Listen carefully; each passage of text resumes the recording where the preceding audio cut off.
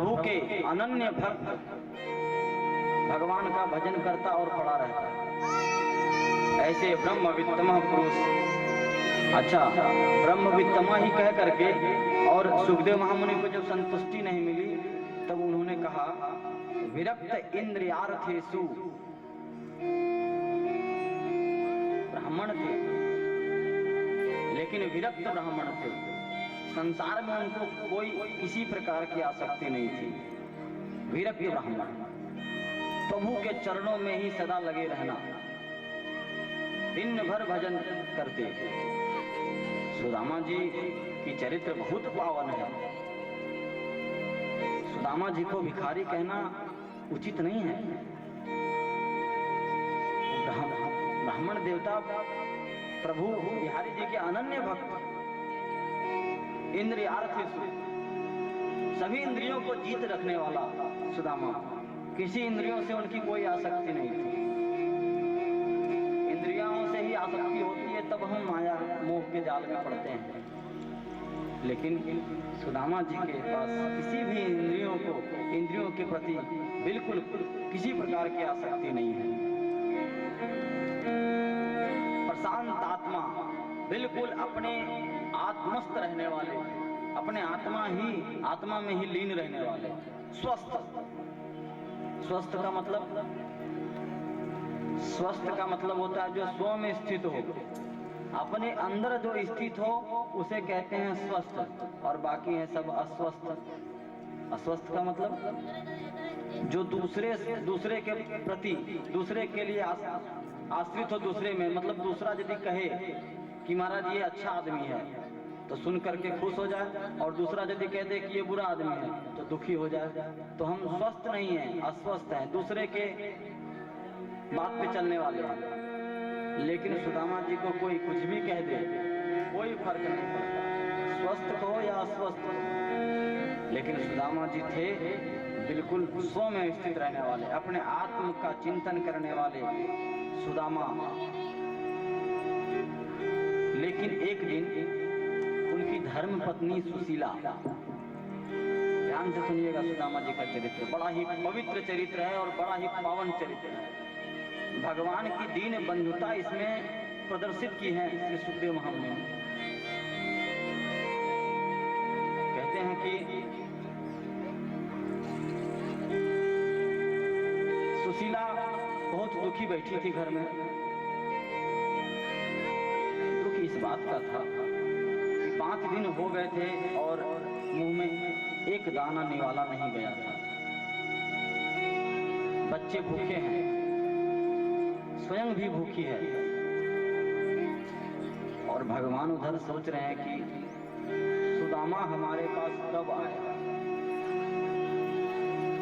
भगवान देने में सामर्थ्यवान है, सब कुछ देते हैं अपने भक्तों को, लेकिन भक्त को उनके चरण में जाना पड़ेगा। जब तक हम भगवान के चरणों में अपनी प्रगाढ़ प्रीति नहीं बनाते तब तक भगवान कृपा नहीं करते। भगवान भी इंतजार में है। तो भगवान ने कहा कि ऐसे ये नहीं आएगा कुछ मांगने के लिए। तो मानो भगवान ही एक संत का भेष धारण करके और सुशीला के घर में चले गए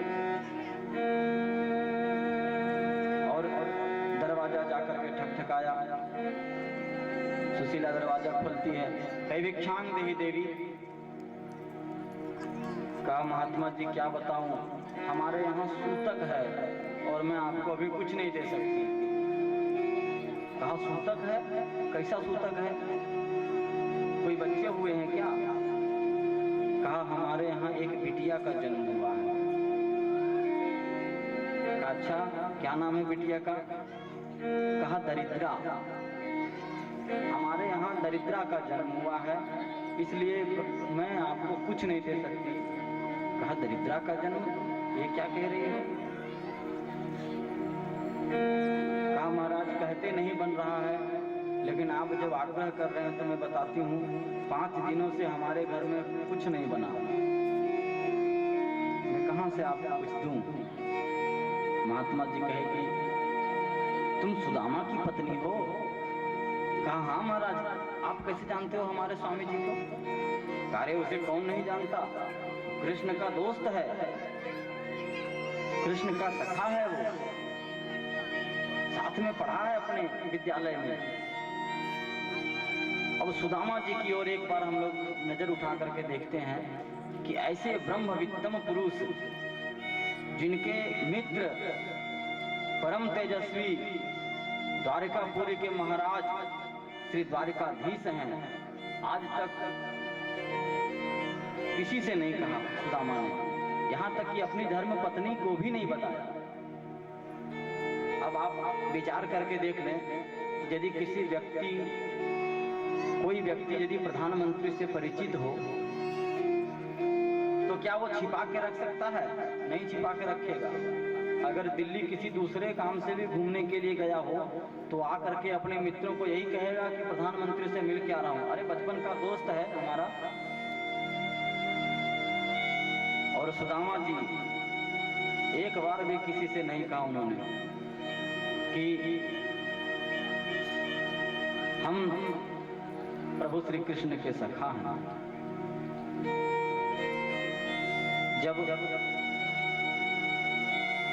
सुशीला ने सुना कि हमारे स्वामी जी भगवान श्री कृष्ण के मित्र हैं, स्वामी जी आएंगे, आज मैं जरूर कहूँगी मिलने के लिए, जाने के लिए। महात्मा जी चले गए, दौड़ करके गए सुदामा के पास। सुशीला कहती है कि स्वामी क्या आपके मित्र हैं श्री कृष्ण जो द्वारिकाधीश हैं? कहाँ देवी जी, मित्र तो है, हम लोग साथ में पढ़ते, साथ में खेलते थे विद्यालय में। अगर कोई पाठ में भूल भी जाता तो वो मुझे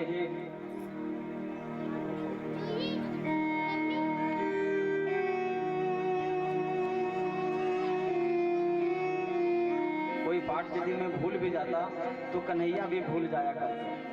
पाठ भूलने से मार पड़ती है ना, सो कन्हैया भी भूल जाया करता कि अगर ये पाठ नहीं बोलेगा, ये मार खाएगा तो अच्छा नहीं रहेगा। सो वो भी मार नहीं खाता, खाने के लिए भूल जाता था। कहा इतने अंतरंग मित्र हैं आपके और आपने कभी मुझे बताया नहीं। अरे क्या बताना, अब तो वो द्वारिकाधीश हो गया है, वो मुझे भूल गया होगा, इसलिए मैंने तुम्हें बताया नहीं। सुदामा जी को बहुत अनुग्रह किया, सुशीला ने आग्रह किया।